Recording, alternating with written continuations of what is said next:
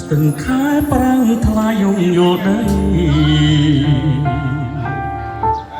រដូវផ្លាស់ថ្មីស្រីហើយនឹងបងយើងរួតទឹកលេងទាំងគូថាសរៀមបីត្រកងអូនក្នុងហត្ថានោកសាច់ប្រពោទៅខោរំរំឃើញអូនញញឹមប្រៀបស្ទឹងនឹងផ្កាយើងមួយទឹកលេងទាំងពីរកាយារៀមច្រងកេសាសាច់ស្មាមត់ខៃសាច់អើយសាច់ច្របាច់មិនស្កប់ទ្រង់ញ័រចំព្រំសប្បាយភ័យ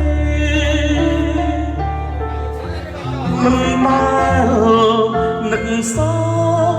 សម្រាប់ដោយស្រីចុះកម្មផលអ្វីសំណាងម្លេះខ្ញុំរៀមខំបីបងធ្នមកែវលាក់ស្រាប់តែរៀមភ្ញាក់ដូចគេបងខំ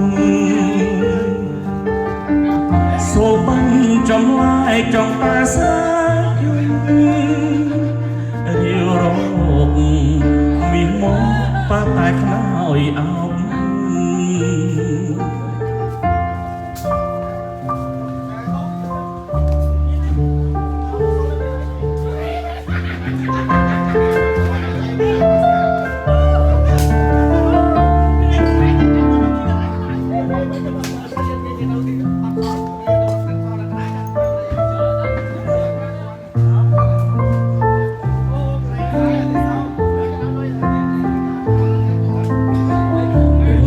ខំបីបងធ្នមកែវវលាក់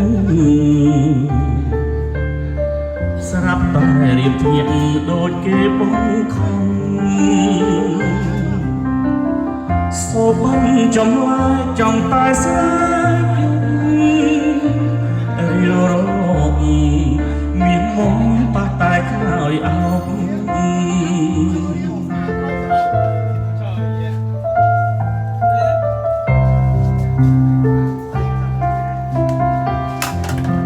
អរគុណច្រើនបាទសូមអរគុណដល់សូមតែដៃបាទសូមអរគុណ